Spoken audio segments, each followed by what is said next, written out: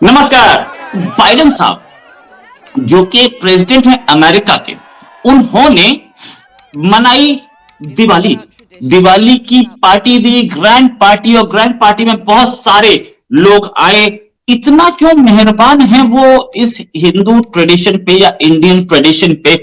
इसी पे बात करने के लिए हमारे साथ मुक्तदर खान साहब, कॉन्वर्सेशंस इनका अपना एक प्रोग्राम है, वहां पर अमेरिकन सिटीजन है और अमेरिका में प्रोफेसर भी हैं, पढ़ाते हैं।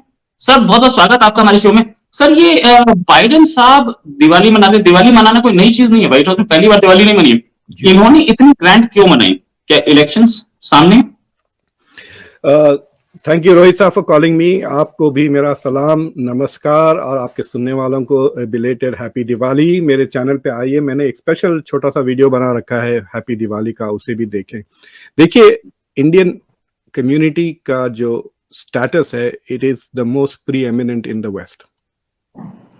अमेरिका में सबसे ज्यादा पढ़ी लिखी और सबसे ज्यादा per capita income Indian community का है, इसमें कोई सवाल का, there is no question about it. और ये अब पॉलिटिशियंस को मालूम हो। इससे पहले Indian community is to keep a low profile. ना तो वो कल्चरली ज्यादा प्रेजेंस अपनी जाहिर करते थे, ना पॉलिटिकली। पिछले 10-15 साल से पॉलिटिकली एक्टिव तो जरूर हो गए, लेकिन पिछले 5-10 साल से बहुत ही स्ट्रॉन्ग प्रेजेंस। इनफैक्ट इस साल हमारे, अगर आप डेलावेयर की पॉलिटिशियंस को देखेंगे, साड़ियों में और बॉलीवुड की तरह हीरो बन के फिर रहे हैं। हमारे काउंटी के जो हमारे लाल चमकता हुआ सिल्क का कुर्ता वगैरह, वो खुद तो नहीं खरीदे, मतलब the Indian community has bot them clothes वगैरह। तो काउंटी में भी काफी सेलिब्रेशन। तो Biden owes a lot to the Indian community. बहुत पैसे दिए हैं, बहुत सपोर्ट किए हैं। नॉट ओनली सपोर्ट से कई चीजें होती है, खाली पैसे नहीं देते आप, उनके लिए कैंपेन करते हैं, उनके लिए आप आर्टिकल्स लिखते हैं, उनके लिए आप बंडलिंग करते हैं, यानी अपने दोस्तों से पैसे लेकर आके देते हैं। तो Indian community has played a big role in his victory. और बाइडेन की जो एडमिनिस्ट्रेशन में पहली बार इतने ज्यादा, मतलब यूएस गवर्नमेंट में सबसे ज्यादा इंडियंस को अपॉइंट डोनाल्ड ट्रंप ने किया था, कुछ 80। अब बाइडेन में उससे 50 अधिक, 130 से ज्यादा इंडियंस है। और इंटरेस्टिंगली पूरा, मतलब इंडिया अमेरिका का हेल्थ सेक्टर सारा इंडियन के हाथ में। उनका खुद पर्सनल फिजिशियन टाइप जो ऑफिशियल होते हैं वो झा साहब हैं, और सर्जन जो है, सर्जन जनरल कहते हैं हमारे पास हेल्थ के सबसे बड़े जो है, वो भी इंडियन ओरिजिन के है।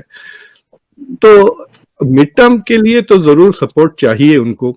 और अभी थोड़ा टेंशन चल रहा है डेमोक्रेटिक पार्टी में और थोड़े हिंदू अमेरिकन ग्रुप्स के बीच में, खासतौर से in the state of new Jersey.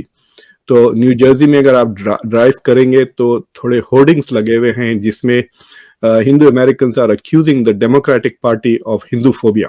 तो पोस्टर द्वारा, तो मुझे लगता है कि डेमोक्रेटिक पार्टी चाह रही है कि मिड टर्म इलेक्शंस अब 2 हफ्ते दूर है उनसे। जो लेफ्ट की पार्टीज होती हैं वेस्टर्न मुल्कों में, वो कोलिशंस बिल्ड करते हैं, उसे रेनबो कोलिशन कहते हैं। यानी they are like that towards Muslims, they are like that towards Jews, they are like that towards Hindus, African Americans और हिस्पैनिक्स। और आपके सेकंड सेगमेंट में we will talk about the Hispanic influence on Biden. Biden ने African American औरतों को भी promise किया था कि हम जो है सो ये African American vice presidential candidate और अफ्रीकन अमेरिकन को सुप्रीम कोर्ट। तो इस तरह से यूं कहिए कि the state gives back after the candidates get votes and money for support. But you must also recognise कि इंडियन अमेरिकन की बहुत खिदमत है, बहुत सेवा की है इस मुल्क की, and they deserve this recognition. Right sir, एक चीज और, ये इंडियन अमेरिकन का कमाल है या इंडिया अपने आप में भी स्ट्रांग हो रहा है, जिसका एक इम्पैक्ट हम देख रहे हैं कि व्हाइट हाउस में होली मनाई जा रही है, दिवाली मनाई जा रही है, होली भी मनाई गई, इसमें भी कोई शक नहीं, होली भी मुबारकबाद। क्या ये इंडिया की बढ़ती इकोनॉमी, इंडिया की बढ़ती पावर और इंडियन अमेरिकन की वहां बढ़ती पावर दोनों है, या सिर्फ contribution of Indian American over there? There are 3 things. एक के अमेरिका में डिवर्सिटी और एक्सेप्टेंस, टॉलरेंस, इंक्लूसिविटी पे ज्यादा तवज्जो दे दी, मोर एंड मोर अटेंशन। तो अगर आप हमारी यूनिवर्सिटी का ब्रोशर देखेंगे तो आप उसमें जरूर एक अफ्रीकन अमेरिकन, एक हिस्पैनिक, एक एशियन अमेरिकन, एक हिजाब, एक इंडियन जरूर रहेगा, राइट? इंक्लूसिविटी का तो अमेरिका में ये ये चल रहा है, एन एक्सेप्टेंस, जिससे बर्तानिया में भी आप देख रहे हैं they are able to elect a brown prime minister. दूसरी चीज ये है कि Indians have always been successful America में, ऐसा कभी फेलियर नहीं थे, बट इंडिया की सक्सेस की वजह से they feel more proud to say कि आई एम फ्रॉम इंडिया, समझना, they feel more proud to say that I am from India. मेरे एक दोस्त हैं जो एक्चुअली पहले हिंदुस्तान टाइम्स जो अखबार थे उसके मैनेजिंग डायरेक्टर हुआ करते थे, he used to work in Dubai, और वो यहाँ के मतलब 25-30 साल से अमेरिका में, but he went to work in Dubai. तो वो मुझे कह रहे थे कि उस जमाने में अबू धाबी में कुछ पाकिस्तान के साथ टेंशन हो गया था, तो पाकिस्तान के साथ रिलेशंस खराब होने की वजह से जो अमेरिका और कनाडा से जो पाकिस्तानी अमेरिकन आ रहे थे वो कहते थे वी आर इंडियन अमेरिकन, के हमारे वैसे भी हमारे दादा तो इंडिया से ही है। सो व्हाट हैपेंड वाज कि इंडिया का जो स्टैचर बढ़ने लगा है इंटरनेशनल अरीना में, और इंडिया का जो एक्सेप्टेंस खासतौर से अमेरिका में पिछले 2-3 साल से, so I think Indian Americans are feeling proud to reconnect with their heritage. पहले थोड़ी शर्म आती थी बताने कहाँ से आए, अब नहीं आती, अब फख्र करते हैं। So in that sense Indian Americans are making everybody recognize them and India, समझा? Right. अच्छा सर, या प्लीज कंटिन्यू सर।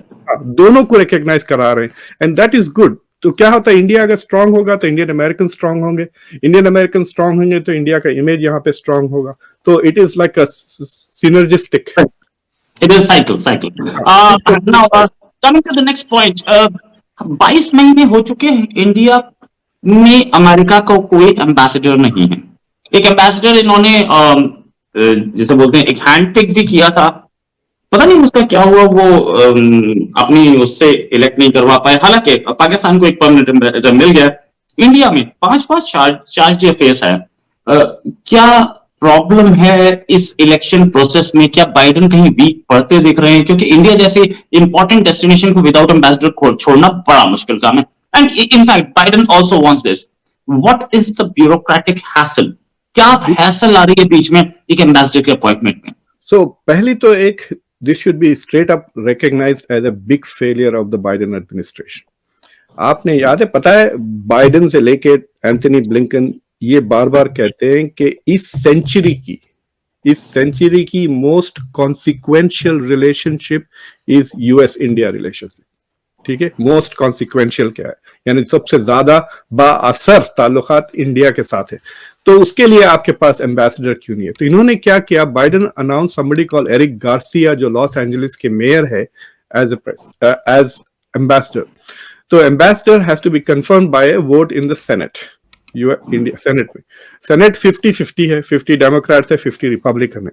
तो जो गार्सिया साहब के जो नंबर 2 थे, उनके ऊपर सेक्सुअल हरासमेंट के एलिगेशंस लग गए, और गार्सिया के ऊपर भी लग गए कि he ignored it and allowed it to happen. तो 2 Republican senators and one of them very powerful senator Grassley जो हैं, उन्होंने होल्ड लगा दिया था गार्सिया के ऊपर। तो उसके वजह से कंफर्मेशन नहीं हो रहा था, बट अब होल्ड नहीं है। उसके बावजूद शूमर, जो न्यूयॉर्क के सेनेटर हैं, he is the leader of the Democrats in the senate, वो कह रहे हैं कि उनके पास 51 वोट्स या 50 वोट जो चाहिए with vice president Kamala Harris vote to confirm Garcia, उनके पास वो वोट नहीं है। यानी there are some Democrats also telling him कि we will not vote for Eric Garcia. तो ये 22 महीने हो गए तकरीबन। बाइडेन का फेलियर ये है कि वो एरिक गार्सिया को आज से 1 साल पहले विड्रॉ कर लेना था, और he should have nominated somebody new, less controversial, और वो immediately चला जाता, because both Republicans and Democrats recognize the importance of India. अगर और 1 साल इस तरह निकल गया तो फिर खत्म बाइडेन का administration. I mean, so this is a failure of the Biden administration. तो अब उसमें क्या है, Eric Garcia is a very powerful Hispanic leader, Los Angeles के वो लीडर मेयर है। तो उस कम्युनिटी को मेरे ख्याल से इन्होंने प्रॉमिस किया था होगा कि हम जब प्रेसिडेंट बनेंगे, अगर बनेंगे आपके सपोर्ट से, तो XYZ अपॉइंटमेंट्स आपको देंगे वगैरह। मेरे एक दोस्त ने एक प्रेसिडेंशियल कैंडिडेट को कई साल पहले $80,000 दिए थे, तो उसके बदले उसको एक छोटी सी मुल्क की एम्बेसडरशिप मिल गई थी। वो बेचारे को मालूम ही नहीं था वो मुल्क कहाँ है। It was very funny. तो मैंने कहा कि भाई आप पहले कंट्री भी तो नेगोशिएट कर लेते. He said हाँ मैंने जो कंट्रीज मांगे थे वो बहुत महंगे थे. so it is quite possible कि क्योंकि Biden has made promises to various communities ना. उन्होंने अफ्रीकन अमेरिकन कम्युनिटी से कहा था कि I will have a black woman as running mate. Supreme Court में एक अफ्रीकन अमेरिकन जज को भी उन्होंने सक्सेसफुली अपॉइंट किया. तो आई थिंक उस पॉलिटिक्स में ये फंसा हुआ है. But still it is not an excuse. He should have moved fast. He should have replaced Eric Garcia. और अभी भी कोई प्रोसेस. और दूसरी चीज ये है कि जो करंट इंटरिम जो एम्बेसडर है Elizabeth Jones, she is a problematic for India because Elizabeth Jones का जो पहला जॉब, इससे पहले पिछले जॉब था, she was assistant secretary of state और she has been working on NATO expansion in eastern Europe. तो ये नेटो और यूक्रेन के जो ताल्लुकात है, she is been working on that. So when she's in Delhi, she's going to try and put pressure on India, on India's relationship with Russia. तो मुझे लगता है कि this is not a friendly appointment. If I was in the Ministry of External Affairs, मैं बहुत चिढ़ जाता था. इस चिढ़ जाना चाहिए. And I'm sure अगर आपके MEA के लोग मेरी बात सुन रहे हैं, then they should off the record privately clearly tell Washington that intended or unintended this appointment is not happy. We are not happy with this. Okay.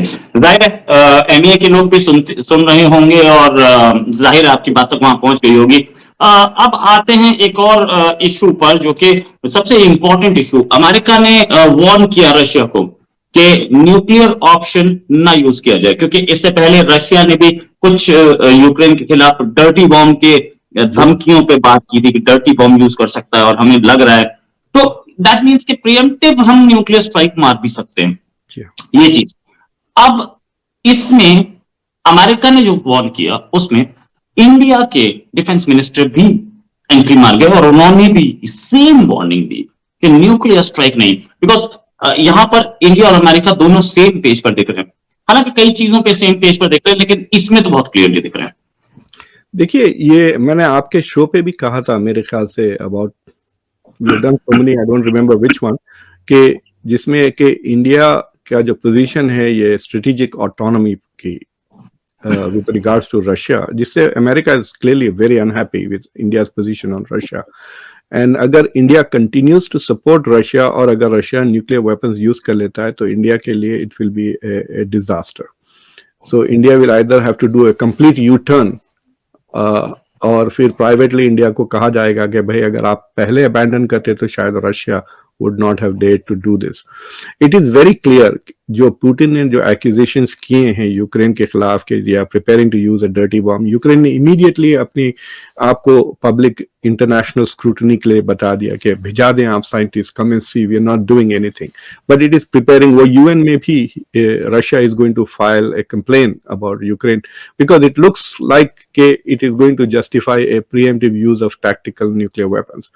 Biden is saying कि this will be drastic, लेकिन वो कोई specific threat नहीं दे रहे हैं. तो अभी भी west is not very clear as to how it will respond. General Petraeus ने कहा कि अगर they use nuclear weapons then we will destroy all of their army in Russia and all of their navy in the Black Sea. ये America, लेकिन general Petraeus is not in power. वो is a retired military officer जरा थोड़ा बहुत peg मार के बहुत ही ज्यादा बातें कर लेते हैं. सो ऑफिशियली कुछ आया नहीं किसी के पास से भी कंफर्मेशन. sanctions जितने लगाए कुछ असर नहीं हो रहा. So it's not very clear whether even NATO will enter the war. और देखिए, टैक्टिकल न्यूक्लियर वेपन यूज करने का सिर्फ एक ही मकसद है, not to kill people, it's to force Ukraine to surrender now. अगर रशिया इस्तेमाल करता तो Russia is doing that is the expectation कि हम एक यूज करें तो वो इमीडिएटली सरेंडर कर देंगे, जंग खत्म हो जाएगी. Because the issue would be कि अगर आप कंटिन्यू करें then we will drop more. But it will be very difficult for India to continue to justify close relations with Russia going forward also. आपको पता है कि इंडिया के लिए मिलिट्री डिपेंडेंसी काफी है रशिया की. अभी S-400 पता नहीं मुझे पूरे डिलीवर हुए या नहीं. 8.5 बिलियन का ऑर्डर है वो, $8.5 billion. So I think that India is doing the smart thing. ये समरखंड से ही शुरू हो गया. जब प्राइम मिनिस्टर मोदी ने कहा कि ये वॉर के दिन खत्म हो चुके and Russia should use diplomacy and dialogue, तो वहीं से यू कुड से कि India was beginning to pivot, थोड़ा coming more towards the centre, a little bit away from Russia. लेकिन ऑस्ट्रेलिया में जो जयशंकर ने स्टेटमेंट दी कि we will not abandon Russia, we have long term relation, और India के पब्लिक स्फीयर में 1971 का जिक्र बार बार आने लगा, रशिया वाज, सोवियत यूनियन ने सपोर्ट किया था इंडिया को जब अमेरिका ने अपनी फ्लीट्स भेजने लगी थी। So there was this historical discussion that we have historical relations with Russia, we are not going to abandon, but the question is, will India abandon Russia if they use nuclear weapons? The way I would spin it is, if Russia uses nuclear weapon, then it is abandoning India. And it is abandoning everybody else. Okay, India ने India ने कह दिया कि ना use करे, तो I think they should, अगर India के साथ वाकई में रशिया की दोस्ती है, then it should listen to his best friend. आपको क्या लगता है, न्यूक्लियर वेपन यूज हो सकता है? देखिए, न्यूक्लियर वेपन और टैक्टिकल न्यूक्लियर वेपन में बहुत फर्क है। टैक्टिकल, अगर रशिया ने समझे कि कीव शहर से हवा में 2 मील ऊपर अगर न्यूक्लियर वेपन इस्तेमाल करता है, तो it's not going to cause any major damage in terms of life, थोड़ा बहुत environmental pollution वगैरह होगा, but the intentionality is signaled कि हम the next one is going to be on the ground, या किसी isolated area में अगर वो drop कर देता है, तो that could, but the question is, will Ukraine surrender? और अगर यूक्रेन सरेंडर नहीं करता उसके बावजूद, तो क्या आप वाकई में कीव के ऊपर या उनके जो इंफ्रास्ट्रक्चर है उसके ऊपर टैक्टिकल न्यूक्लियर वेपन्स जो छोटे यील्ड के होते हैं, वो एक बड़े मोहल्ले को निकाल दे सकते हैं। मतलब अगर वो शहर पे डाल दिए तो 10-15 हजार लोग मर जाएंगे। That is the thing. The best use of tactical nuclear weapon is किसी के एयरक्राफ्ट कैरियर पे डालें, right? That would be the more strategic use कि एयरक्राफ्ट कैरियर पे डाले, 100-200 हवाई जहाज वगैरह डूब जाए, लाइफ की सिविलियन कैजुअलिटीज नहीं हो। सो ऐसा कोई मिलिट्री टारगेट नहीं है अभी यूक्रेन में जिसपे आप टैक्टिकल न्यूक्लियर वेपन जस्टिफाई कर सकते हैं। So it is going to be, Russia के लिए it's going to be a huge disaster. जिस तरह जर्मनी और होलोकॉस्ट के साथ जो Germany had to face international criticism पिछले 75 साल से, उस तरह हो जाएगा रशिया के लिए। बट सवाल ये है कि अगर यूक्रेन को वेस्ट हथियार देते रहे हर फंड्स, तो क्या Russia is willing to take a military defeat? तो पुतिन के लिए this is the choice, either a conventional military defeat or use of nuclear weapons. Right. मेरी भी एनालिसिस हालांकि बहुत बार फेल हो चुकी है, लेकिन फिर भी मेरी एनालिसिस ये है कि रशिया इतना बड़ा रिस्क नहीं ले पाएगा कि वो कहीं पे न्यूक्लियर वेपन टैक्टिकली सही वो यूज कर पाए। द रीजन बीइंग कि the use of nuclear weapon can lead to the use of other nuclear weapons as well. और रशिया यानी कि फॉर्मर सोवियत यूनियन बहुत ही मेच्योरिटी के साथ काम करता है when it comes to nuclear arsenal, not like China और पाकिस्तान जो कि न्यूक्लियर वेपन्स की धमकी देते रहते हैं। याद है आपको, चाइना के आर्मी चीफ ने भी धमकी दी थी अमेरिका को कि we can burn all the cities with our nuclear weapons, लेकिन इस तरीके की धमकी कभी हमने रशिया से नहीं देखी है। खैर, एनीवेज, बात बता दूं मैं आपको कि during the cold war America was the first use state, और Soviet Union was never first use, it was always in retaliation. उनकी कभी नहीं थी उनकी मिलिट्री डॉक्ट्रिन में। Okay, right. So thanks a lot sir for joining us, और उम्मीद है जल्दी आपके साथ एक डिस्कशन और करेंगे। प्राइमरीज, मिड टर्म इलेक्शंस आने वाले हैं, उसके बाद प्राइमरीज भी आएंगे, बहुत दूर नहीं है प्राइमरीज भी। सच में रहेंगे आपके साथ। Thank you very much sir, आपकी एनालिसिस आती रहे, बस इसी की जरूरत है। थैंक्स अ लॉट, नमस्कार, धन्यवाद।